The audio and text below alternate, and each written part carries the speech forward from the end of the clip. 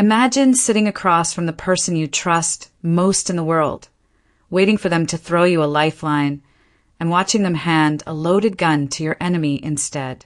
That was the exact moment my life fell apart. Before we continue, if you love our stories, do well to encourage us by hitting the like button, share, and subscribe for more. My name is Naomi. I'm 25 years old, a junior marketing strategist who thought she had found a sister in the corporate trenches. But as I sat frozen in that chair, I realized I wasn't looking at a friend. I was looking at my executioner. The air in the glass-walled HR boardroom was so cold it made my teeth chatter, though I wasn't sure if it was the aggressive air conditioning or the sheer terror freezing my blood. Across the table, Vicky, my director, held a printed list of incidents between her manicured fingers like she was holding a winning lottery ticket. She adjusted her designer glasses, smirked, and read aloud with a voice that dripped with satisfaction.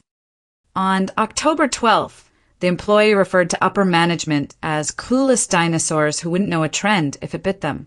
On November 4th, she expressed a desire to see the department fail just to prove a point about resource allocation. My stomach dropped all the way to the floor. Those weren't just generic, random accusations. Those were my exact words. Words I had whispered over margaritas at happy hour, crying into my hands, to only one person in the entire world.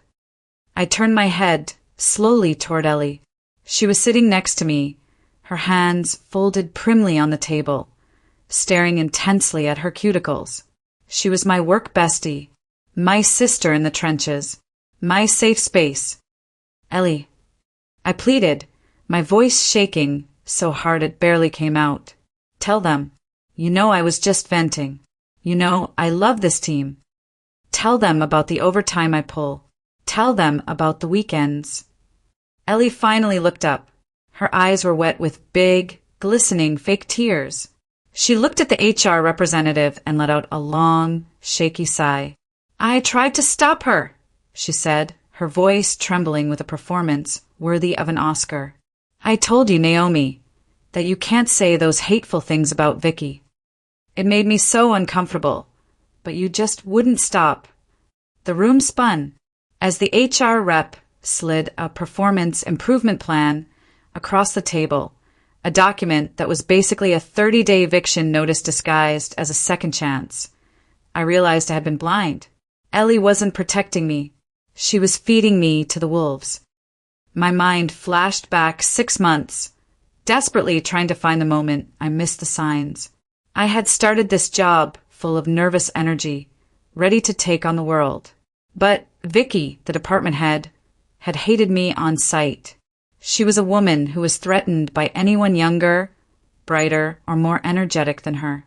On my second day, she had publicly shredded my first proposal during a team meeting, calling it juvenile.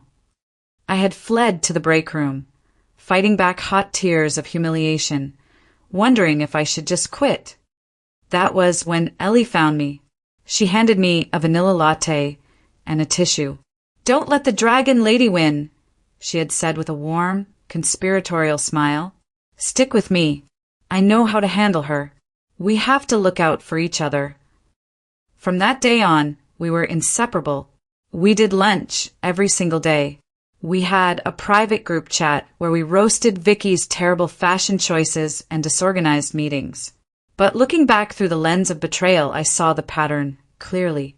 Ellie would ask, "So, what's your big idea for the fall campaign?" "I'm stuck." I would tell her my concepts. 2 days later, Vicky would send an all-staff email pitching a suspiciously similar idea. I thought our minds were just in sync. I thought Ellie was my partner. I didn't realize she was a miner, digging for gold in my brain to hand over to the boss she pretended to hate, just to buy herself safety.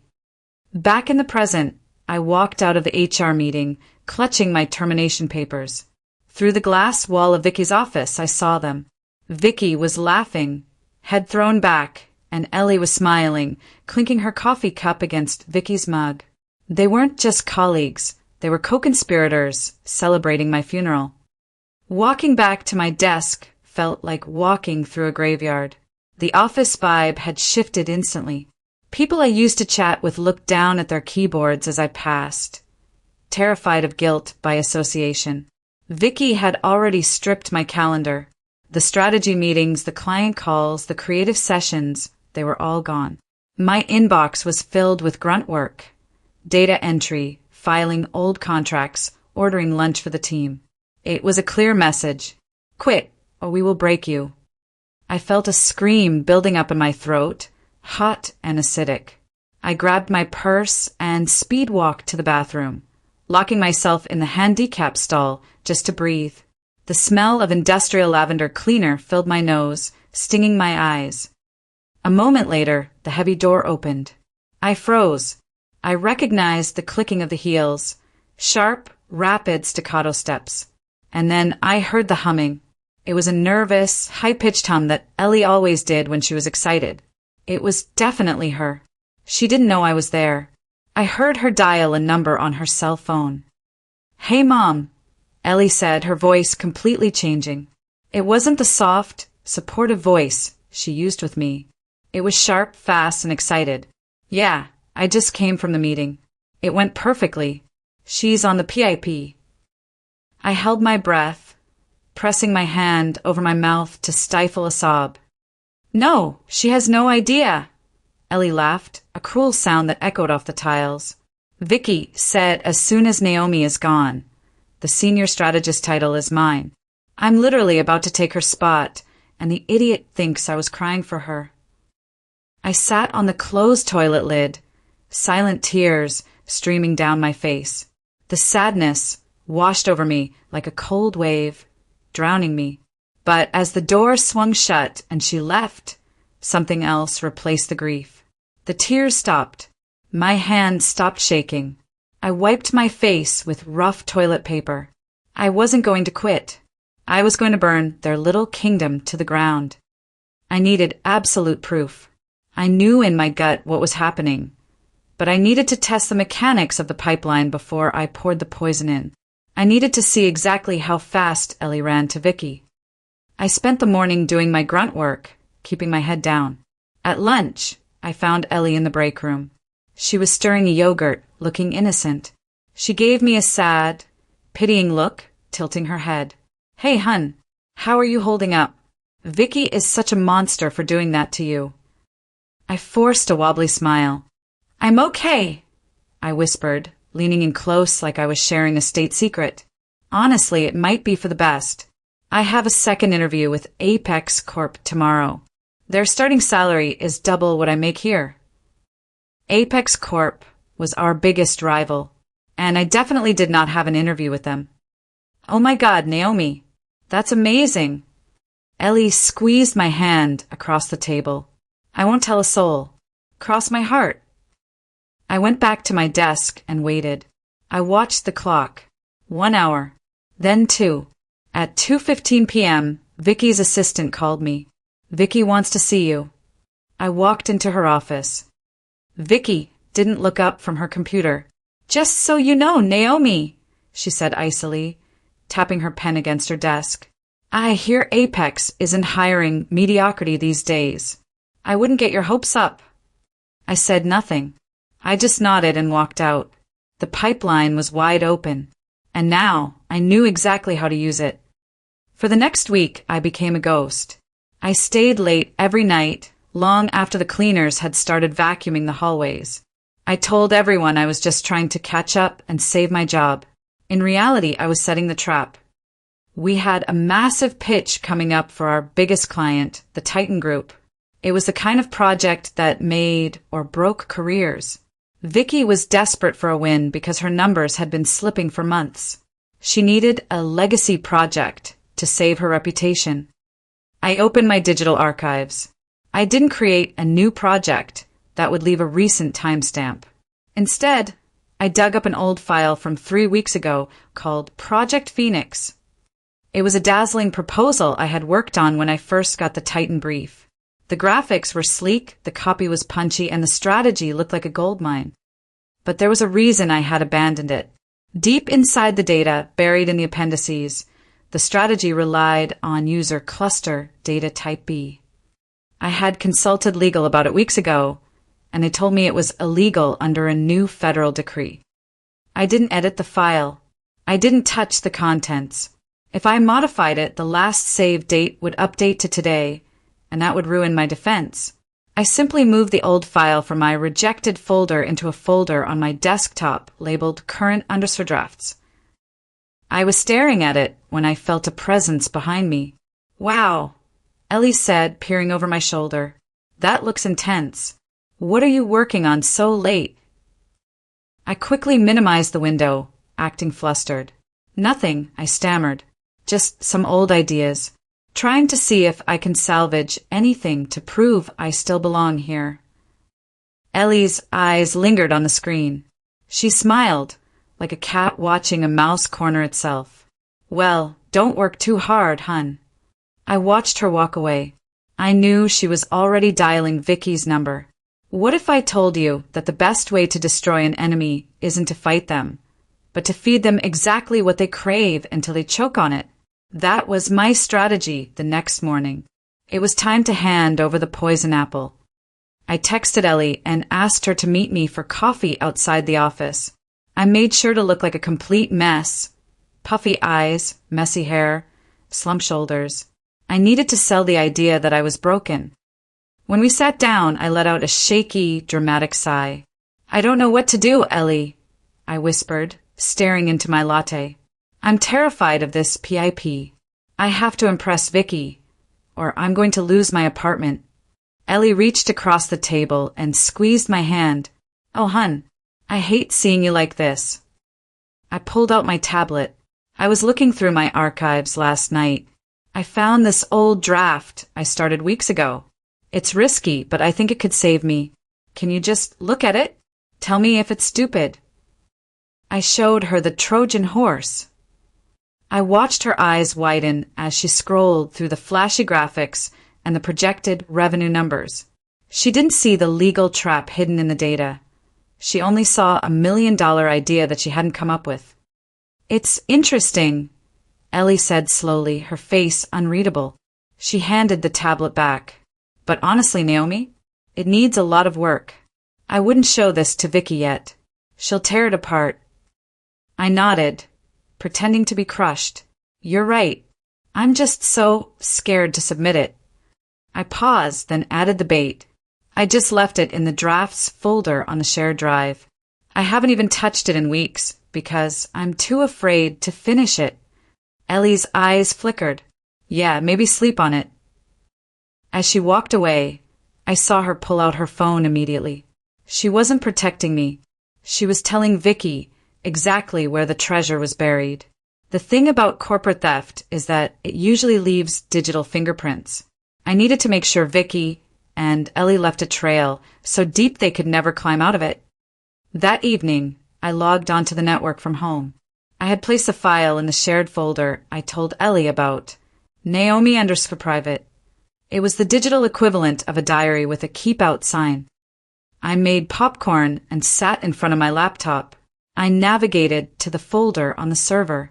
I wasn't an admin, so I couldn't see a live log of who was reading what, but I knew a trick. I tried to rename the file. A system error message popped up instantly. Action denied. The file Titan_strategy_v1 is currently open by user, Vicky. I pumped my fist in the air. Yes. My heart started pounding against my ribs. Ellie had given Vicky the map, and Vicky used her managerial override to break into my personal folder. She kept the file open for 45 minutes.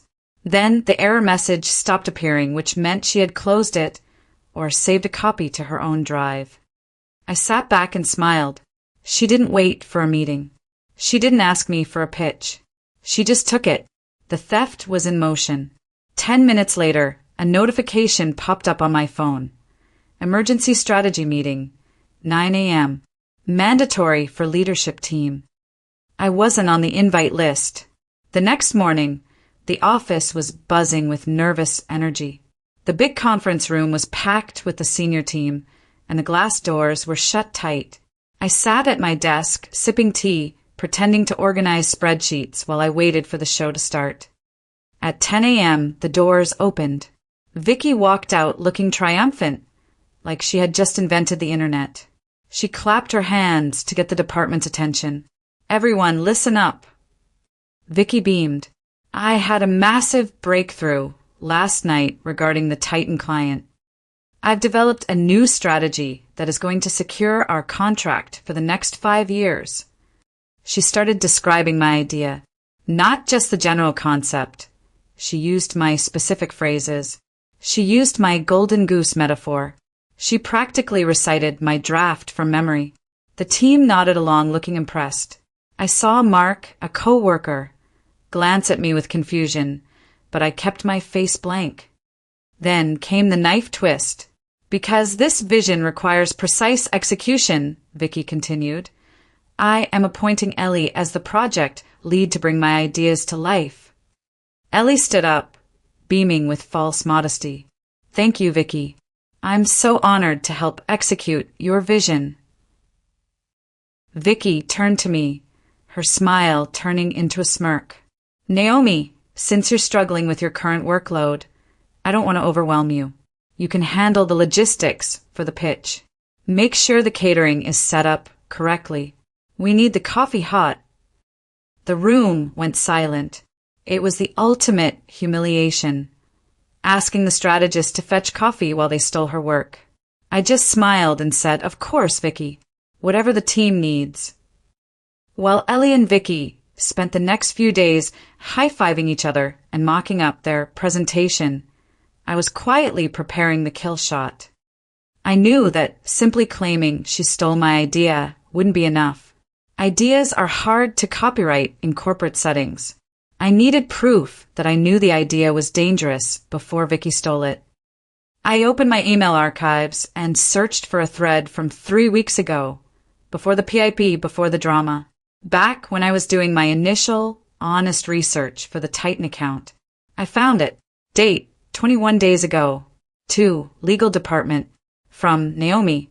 Subject: Compliance question regarding Titan data policy. Dear Legal, I am exploring a potential strategy using user cluster data type B.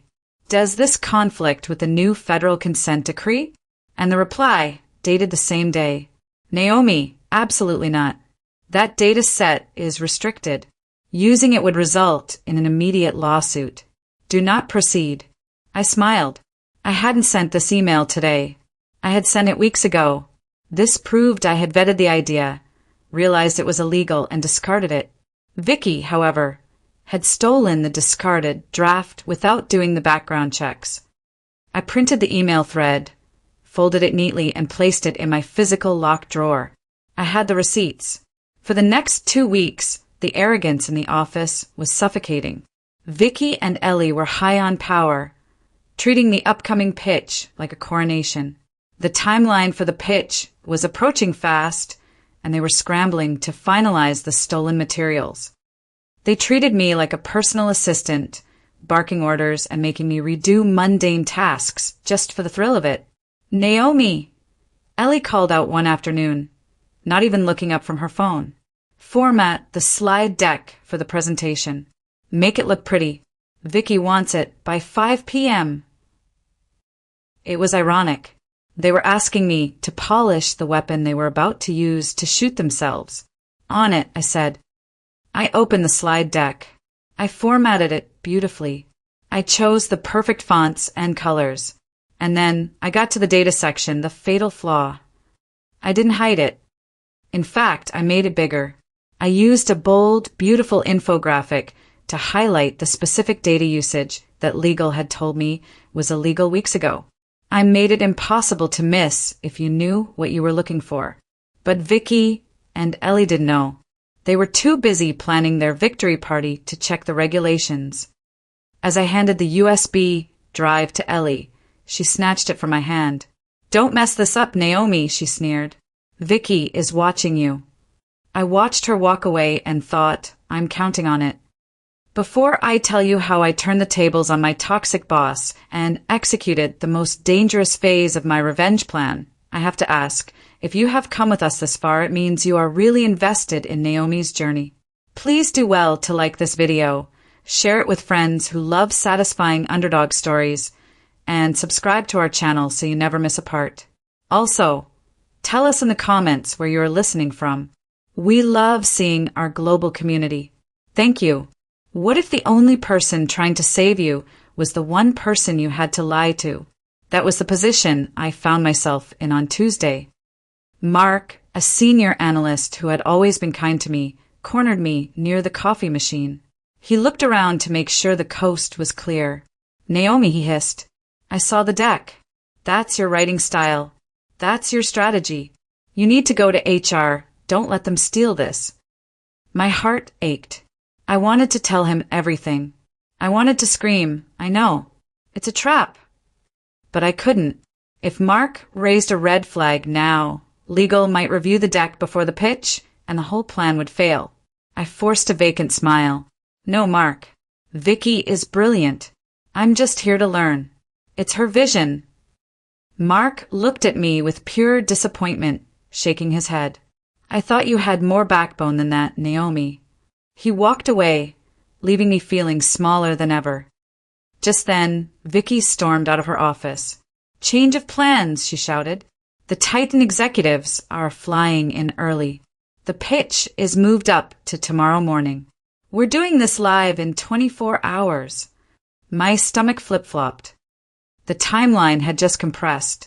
The bomb was going to detonate sooner than I expected. Imagine arriving at work ready for war, only to find out the drawbridge has been pulled up. The morning before the pitch, I swiped my badge at the lobby turnstile. Beep beep. A red light flashed. Access denied. I tried again. Access denied.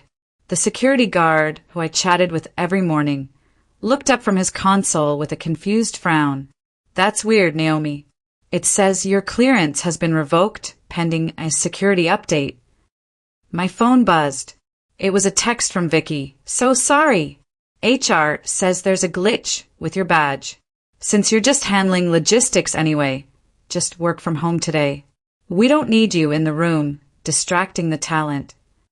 I stared at the phone. It wasn't a glitch. It was a power move. Vicky wanted to make absolutely sure I wasn't in the building to claim credit or cause a scene during her big moment. She thought she was locking me out of the victory circle. I smiled at the guard. "No problem. I'll just head home." Vicky had made a fatal error. By locking me out, she had removed the only person in the world who could have spotted the mistake and saved her. She had just locked herself in the room with the bomb. There's nothing quite like the feeling of watching a car crash in slow motion from the safety of your own living room. The next morning, I sat on my couch in my pajamas with a bowl of cereal, logged into the company's internal live stream. Because I was technically handling logistics, I still had access to the feed. On my screen, the boardroom looked terrifying. The Titan executives were serious men and women in expensive dark suits. They didn't smile. They just opened their notebooks and waited. Vicky and Ellie stood at the front, dressed in matching power suits. Vicky looked radiant. She launched into the presentation with the confidence of a woman who believes she is untouchable. She was charming, she was articulate, and she was taking credit for every single comma I had written. "We didn't just want to improve your reach," Vicky said, gesturing grandly to the screen. "We wanted to revolutionize how you harvest data." I leaned forward. This was it. She clicked the clicker. The slide changed. The golden goose graphic, the one highlighting the illegal data usage, popped up in high definition. Vicky smiled. "This is the future of your company. The sound of silence in a corporate boardroom is heavier than a scream. It hits you physically." Vicky had barely finished her sentence when the lead client, a stern woman with gray hair, raised her hand. "Stop." It wasn't a question. It was a command. Vicky froze, her smile faltering slightly. "I'm sorry? Is there a question?" The lead client didn't look at Vicky. She looked at the screen, then at her legal counsel sitting next to her. She took off her glasses and set them on the table. "Ms. Vicky," the client said, her voice ice cold. "Are you suggesting that we utilize user clustered data type B?" "Yes." Vicky beamed, thinking this was a good thing. "It's an untapped resource that—" "It is a restricted resource," the client cut her off, her voice rising. "Are you aware that we signed a federal consent decree 3 weeks ago banning the use of this exact data? If we executed this strategy, we would be fined $50 million and I would go to prison. This strategy isn't just bad, it is illegal." Vicky's mouth opened, but no sound came out. She looked at the screen. Then she looked at Ellie. Ellie looked like she was about to throw up. They say rats are the first to jump off a sinking ship, but in the corporate world, bad bosses move even faster. The panic in the room was palpable. Vicky, realizing her career was disintegrating in real time, did the only thing she knew how to do. She deflected. She turned on her heel and pointed a shaking finger at Ellie. "Ellie ran this data. I told her to vet everything through legal. I assumed she did her job." Ellie's eyes bugged out. The betrayal snapped something inside her. She stood up, knocking her chair over. "What? You liar. You told me not to waste time on legal. You said this was your vision.